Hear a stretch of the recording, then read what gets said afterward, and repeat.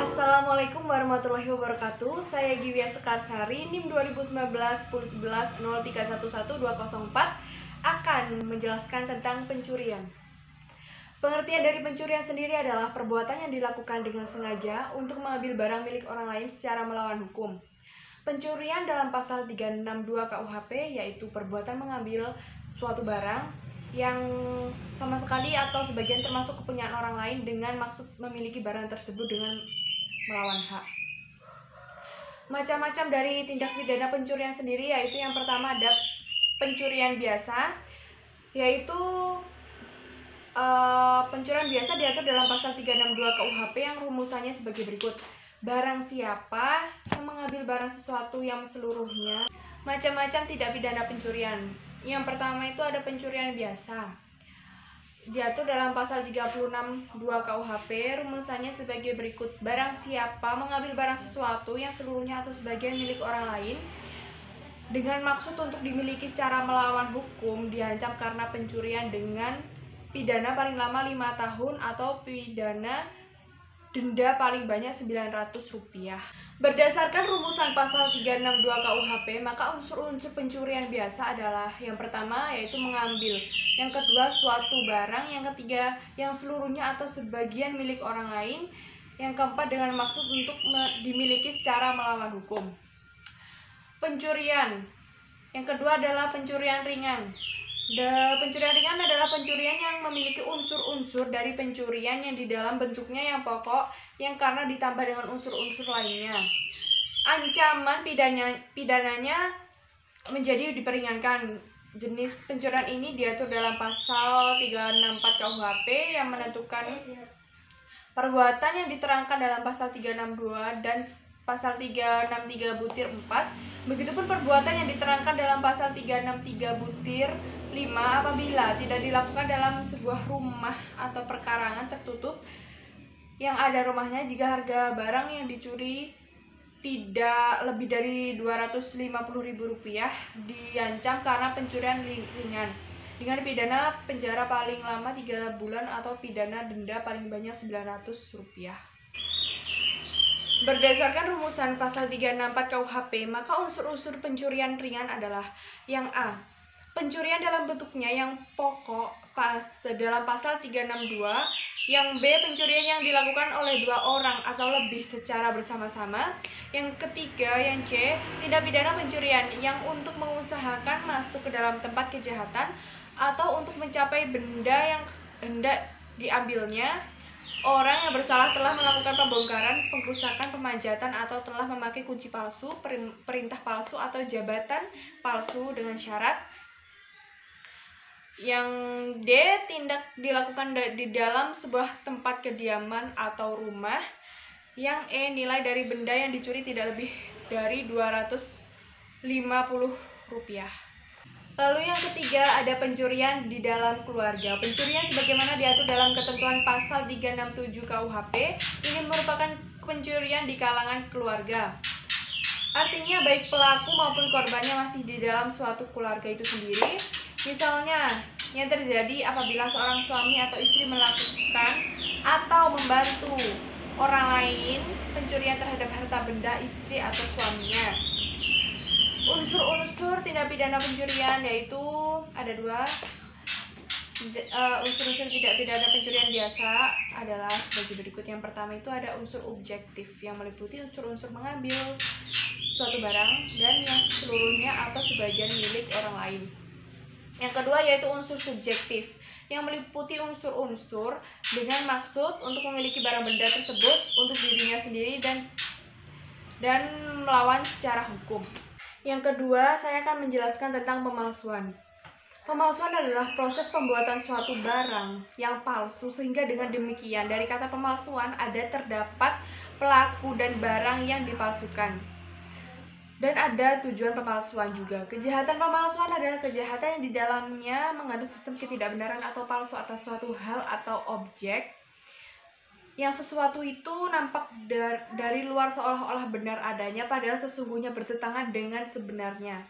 Tindak pidana pemalsuan surat diatur dalam pasal 263 Kitab Undang-Undang Pidana KUHP yang berbunyi, Barang siapa membuat surat palsu atau memalsukan surat yang dapat menimbulkan suatu hak, perikatan atau pembebasan hutang atau yang diperuntukkan sebagai bukti daripada sesuatu hal dengan maksud untuk menyuruh orang lain memakai surat tersebut seolah-olah isinya benar padahal itu palsu dan diancam jika pemakaian tersebut dapat menimbulkan kerugian karena pemalsuan surat dengan pidana penjara paling lama 6 tahun. Dari bunyi ketentuan pasal 263 KUHP di atas, maka dapat disimpulkan bahwa pemalsuan surat merupakan tindak pidana yang diancam pidana penjara cukup berat, yaitu paling lama 6 tahun di penjara. Yang contohnya yang pertama yaitu mengenai pemalsuan uang yang dirumuskan dalam pasal 244 dan mengenai pemalsuan tulisan atau surat dalam pasal 263 dan pasal 270 maupun mengenai pemalsuan nama, tanda tangan, merek atas karya ilmu pengetahuan atau kesenian dalam pasal 380. Lalu jenis-jenis pemalsuan kejahatan. Pemalsuan yang dimuat dalam buku 2 KUHP dikelompokkan menjadi 4 golongan, yakni yang pertama yaitu kejahatan sumpah palsu, yang kedua kejahatan pemalsuan uang, yang ketiga kejahatan pemalsuan materai dan merek, yang keempat adalah kejahatan pemalsuan surat. Pencurian dengan pemberatan diatur dalam pasal 363 KUHP yang berbunyi diancam dengan pidana paling lama 7 tahun. Yang pertama itu pencurian ternak. Yang kedua, pencurian pada waktu ada kebakaran, letusan, banjir, gempa bumi, dan gempa laut atau gunung meletus. Yang ketiga, pencurian di waktu malam dalam sebuah rumah atau pekarangan tertutup dan ada rumahnya yang dilakukan oleh orang yang ada di situ tidak diketahui atau tidak dikehendaki oleh yang berhak. Yang keempat yaitu pencurian yang dilakukan oleh 2 orang atau lebih dengan bersekutu.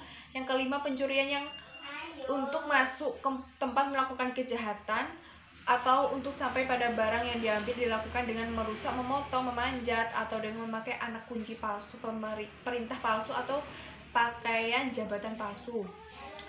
Yang kedua yaitu jika pencurian yang diterangkan dalam butir 3 disertai dengan salah satu hal dalam butir 4 dan 5, maka diancam dengan pidana penjara paling lama 9 tahun. Yang ketiga, saya akan menjelaskan tentang penggelapan, tindak pidana penggelapan. Menurut pasal 372 KUHP, tindak pidana penggelapan adalah barang siapa dengan sengaja atau melawan hukum memiliki barang sesuatu yang seluruhnya atau sebagian adalah kepunyaan orang lain, tetapi yang ada dalam kekuasaannya bukan karena kejahatan diancam karena penggelapan dengan pidana penjara paling lama 4 tahun atau denda paling banyak Rp900.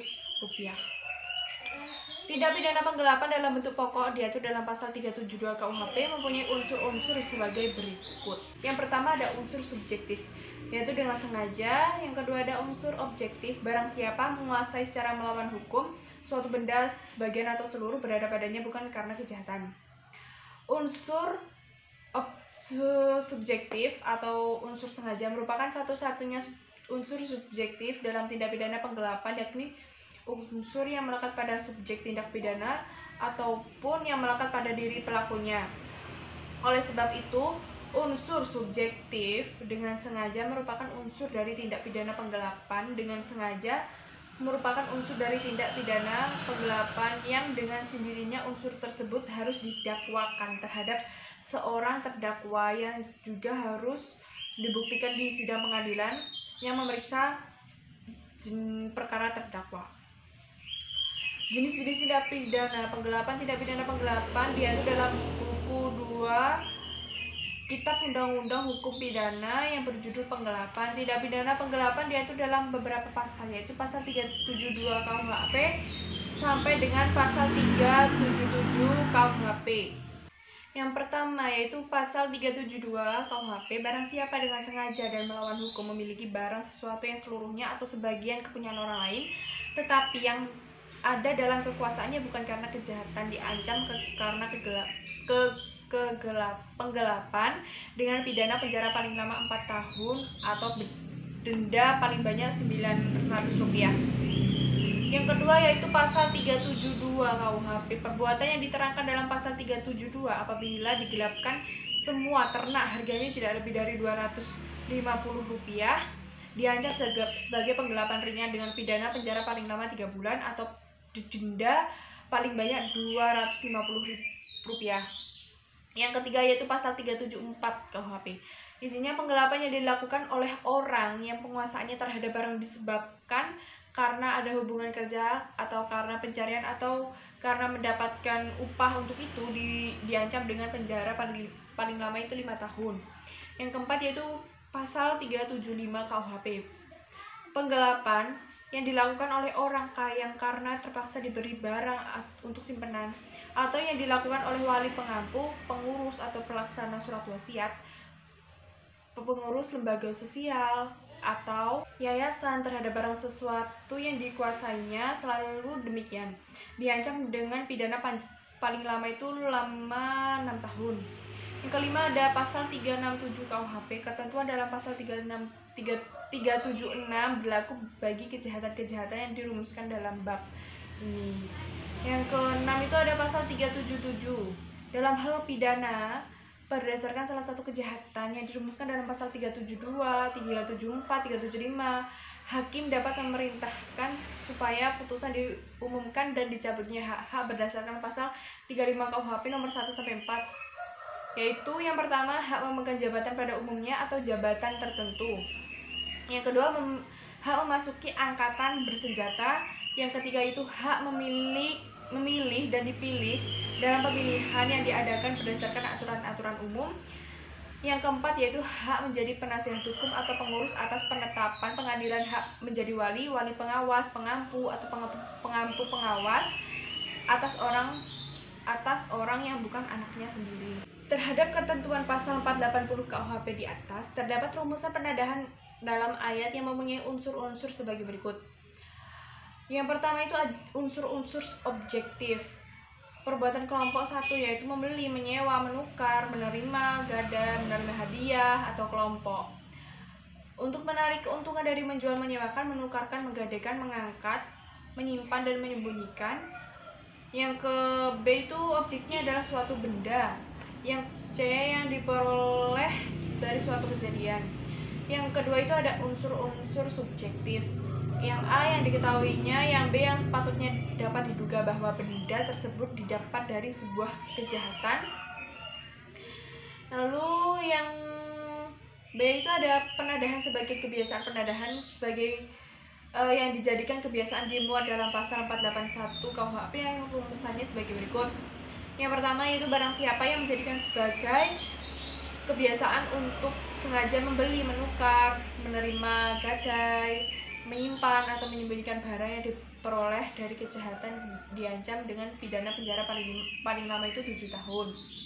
Lalu yang kedua yang salah dapat dicabut haknya tersebut dalam pasal 35 nomor 1 sampai 4 dan haknya untuk melakukan pencaharian dalam penadahan ringan. Jenis penadahan yang ketiga ini adalah penadahan ringan yang diatur dalam pasal 482 KUHP yang yaitu perbuatan diterangkan dalam pasal 480 KUHP diancam karena penadahan ringan dengan pidana paling lama 3 bulan atau denda paling banyak Rp60. Jika kejahatan dari mana diperoleh adalah salah satu kejahatan yang diterangkan dalam pasal 364, 373, 379, ada dua macam perbuatan si penadah. Yaitu yang pertama yang menerima dalam tangannya yaitu menerima gadai, menerima hadiah, membeli, menyewa, atau menukar. Assalamualaikum warahmatullahi wabarakatuh. Nama saya Salwa Regina Belwardana, NIM 2019